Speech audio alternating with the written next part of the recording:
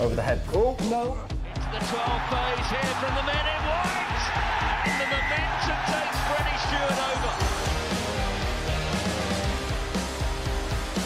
Well, this time, Norway capped. Alex Ellis good. Not too good. Scores! Try for Marcus Smith. This magical player puts England in front.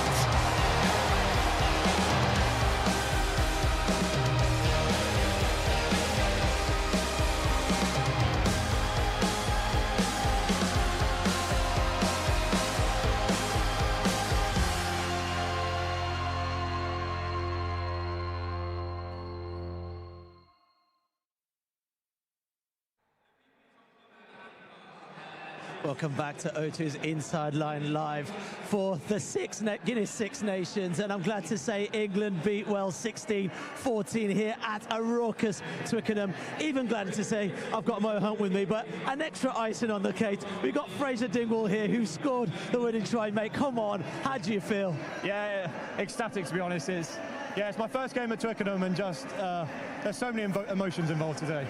I've just seen you spot the family in the crowd. You're frantically looking. Who's here to support you? So I've got my dad, my sister, and then my stepmom over there, but then I've also got my mum and loads of other people over there, my girlfriend. There's so many people here. So yeah, it's quite a day. It's been quite a couple of weeks. Well, you were saying earlier that you were cramping up towards the end there. Where on earth did you find the energy? Where did you find the mental space to do what you did right there? Well, that was the issue. When I scored, I cramped in both my legs, and so I tried to stand up, and I ended up just crawling on the floor. So I made myself look like a bit of an idiot in the end. No, you played it off well, and I don't think any of these fans minded that you were crawling along the floor when you score the winner like that. Sum it up for somebody. Like, it's so hard to quantify what it means to run out here, to be in that change room. Like, how do you begin to sum that up? I can't really. I think it's only really going to hit me probably maybe when all of this is done and I can really reflect on it. Just this whole environment is unbelievable. The group of players we've got is unbelievable. The whole coaching team. I really feel like we're building something so special here. I'm really excited to be part of it. I just want to stay part of it for as long as I can because I really feel like we're going somewhere. Yeah, when you say you're building something special there, I mean, the team started from behind, and there's an inner strength there to be able to pull it over the line. What is it that you're seeing with this group of lads that you think, do you know what, we're in this together? I think there's so much character in the group, and as you said, the way we came back from behind just means we're trying to keep playing the way we want to play. We're also just playing at an unbelievable intensity. I think, like you see in our defence, the way we're going after teams, it's just going to keep giving us rewards. Definitely. One thing I want to say, in the huddle after, you all seem to be cracking up. Jamie George is obviously giving it the big one, giving it the speech. What's he like as a leader, and what has he said there to leave you all with smiles on your faces like that, if you can tell us on camera? I think there's two parts to Jamie as a leader. I think the way he leads on the field is unbelievable. He's always putting himself out there, and he leads by example. But then also, he's such a personable person. He makes everyone feel so at ease when they come into squad, and I can say that. Oh, Steve nearly walked in front of us. That's all right. You got the boss in. But then, as I said, he makes everyone feel so welcome in the squad, and all he wants is players to come in and express themselves and be themselves when coming to camp. So it's perfect as a captain. Just one more question before you go. We talked about your family being here. I mean, what does it mean to just look around there and just see them beaming with smiles? Yeah, and waiting for you? It's very emotional, to be honest. I think in the anthem, I locked eyes with my dad, and I did well up a little bit, so I just had to settle myself afterwards. Yeah, it's an unbelievable day. I think there's going to be so much to reflect on. Yeah, I'm just so happy, so happy. Congratulations, Thank you very please much, look guys. after that crowd. I will do, yeah, I will do. Come on, Get the souls back in. Get the souls back in. Well Thank you very much. much. Cheers, guys. Thank you. Cheers. Cheers. I mean, look at that. Can you imagine, like, being that age, playing here at Twickenham and actually producing like that as well? I know, I literally said to him before, I didn't do my homework, I didn't know actually how old he was, but 24. The future is so bright for that young man, and it's just amazing to see them talk about the culture, talk about the environment, but with beaming smiles on his face, and that for me is everything. It's so special. Well, let's run through some of the plays there, and actually a player that we spoke about earlier, and a player bald instead of with his locks, Maro Itoje. I mean, he set out, especially when his team went behind, as a leader in the team. His tackle was really instrumental to the first try, wasn't it? Yeah, unbelievable. I think for me, why Wales are trying to play behind their goal line, they've got two people on yellow cards throwing the ball around there, but unbelievable defensive effort from Maro Itoje to set up that scrum. Obviously, ball unplayable there, or it was a knock-on, I'm not sure, we were too far away, couldn't see, but to set up that scrum where actually Ben Earl just dots it down over the corner. Absolutely amazing stuff. Yeah, I was just saying, like, we were sort of sitting here and we were going, is it going to happen? Is it not going to happen? And I was just sitting there thinking, actually, what character this team are showing to be able to do that and turn it around at that clear moment, because you leave that any longer and, you know, Wales could have run off again with another try. 100%. Rugby's massively about momentum for me, and to lose like that, to go penalty try, that's really hard to take. Yellow card is obviously a double blow, 7 points and the yellow, so you're playing with 10 men.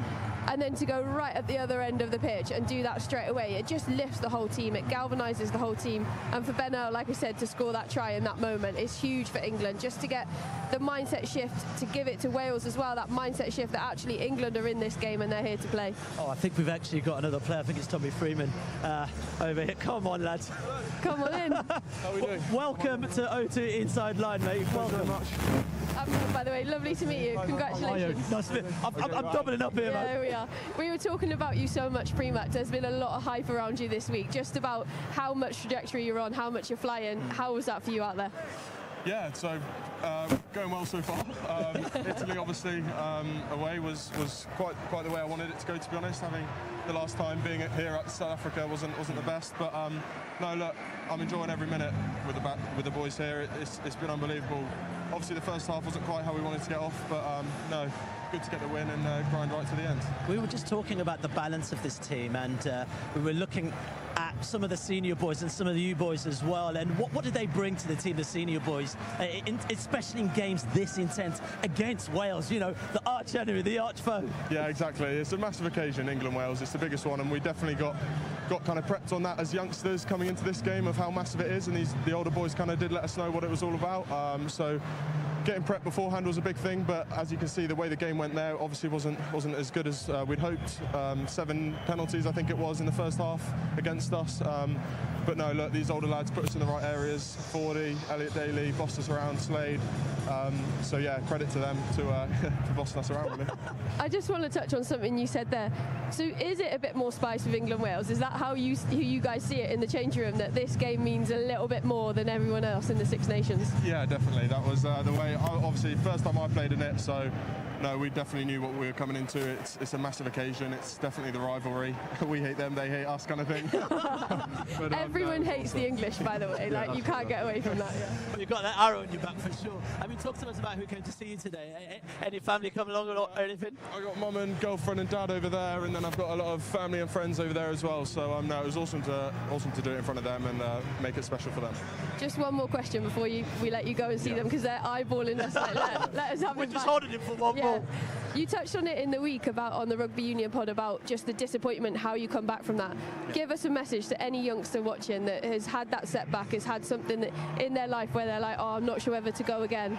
Like, sum it up for us, because this moment must be super special. Yeah, I think you can avoid it or you can approach it. And obviously there was probably times where I just pushed it away, put it to the back of my mind, but I think that probably doesn't help you. I think you've got to... I came out kind of before kick-off and just kind of faced what Twickenham's all about again, and kind of face the fears, as they'd say. So it's all about moving on. You've got to bury it, bury the past and move on, do your next thing. It's the same in game. If you make a mistake, it's what you do next, is what you're remembered by. So well, you absolutely have done that, and you're being remembered by all of the English fans now, so congratulations. Cheers, thanks very much. Thanks, guys. Enjoy your family. Oh, man, I mean, that is also a sport, what you just mentioned there, actually. You can't carry ghosts of previous games into something this intense, can you? 100%, but it is such a difficult time. Like, I think it was 18 months between first and second cap. So to have that, to come out here, to be able to put the demons away and just to put in a performance like that, that's massive. It shows the resilience of all the athletes out there, and I'm just super pleased to see him get his moment. What were you saying, earlier about this squad? Do you see something spicy? I love the word you use there, spicy, in this group of lads, because this is an intense matchup, man. No, it is an intense matchup, but for me, just the defensive effort, like the willingness to work for each other. George Ford's tackle into the corner, that should have been a try for Wales for all money, but just the effort that they're putting in. Yes, they're back in this new defence where they're flying up, they're trying to make the hits, but actually, if that doesn't work, what's the next thing that we have to go to? And that's worked really hard for each other. Super impressed with how they defended. Obviously, the attack side is still coming. You can see that they're trying to get it to click. It's not quite there yet, but games are won on defences, and today was definitely one on that. Well, we talk about a young side, we'll talk about the attack. Joe Marler here, waving to the fans. Wonderful victory for England. But let's talk about Benel's try, actually. That came over after Maro Itoje's wonderful tackle as well. And a timely one, especially at a time where you felt heads were maybe going down for England. 100%. Like, 2 people in the bin on yellow cards, I believe it was at this time. So you need somebody to stand up and to do it. And there's absolutely no right for Benel to score this try. He's got 4 people hanging off him. He has to literally extend everything through and reach his arm. That's a dangerous thing to be doing as well in a game of this intensity, just leaving that limb exposed out there like that. But absolutely amazing finish, and that's what you need, people to back themselves. Well, also people with a few more caps on under their belt with that extra bit of experience. And we've even saying about Maro's tackle, but it's that in-game experience with big games like this that can pull out tries like that. 100%, but I think that only comes from the culture being right, and you hear all the boys talking about how great the culture is. The culture's right, you're going to do everything you can, you're going to back yourself, you're going to be the player you are in club, and ultimately all of these boys are picked on their club form, so you need to find a way to get them to ignite, and it's really cool to hear them talk about Jamie George as well in that way, because you need someone at the top that's just galvanising everyone, getting the best out of them, and they're starting to click, and you can see how exciting it is, and I'm just loving watching their journey through this Guinness Six Nations. I can't wait to see it to the end. Just a quick one before we go. Your boy Danny Kerr comes on. Is he coming? No, he isn't coming. I thought he was coming. I got excited. I'm just looking over earlier. I was just like, do you know what? He comes on. England win the match. Just saying. Maybe he's the omen that they needed. No, 100%. It's just that game management piece again, isn't it? Like you build the pressure by being in the right area of the pitch. They built the pressure. They got the reward. They got the penalty. Took the 3 to go ahead. Really clever decision making. You can try and kill a game there, but actually you need to have that scoreboard pressure as well as everything else, and it was just really well done. I think George Ford was exceptional today as well. That 50-22 into the corner, that was a game-changing moment. Like momentum. I was like, why did he kick it? Oh, that's exactly what he did. 100%. But that's the uplift that you need as those players. When your back's against the wall, you're not quite sure where it's going. When you get a moment like that, like you get on the back of it, and some of the hits as well. Sorry, we're talking about the kicking. Let's talk about some of those hits. Honestly, that Joe Marler shot in the first half, unbelievable. Amazing. Well, we're going to have to wrap this up. England 16, Wales 14. The arch foe has been beaten at Twickenham. Mo, it's been an absolute joy joining you on this. Absolute pleasure, mate. Always a pleasure. Until the next time, yeah? See you guys soon.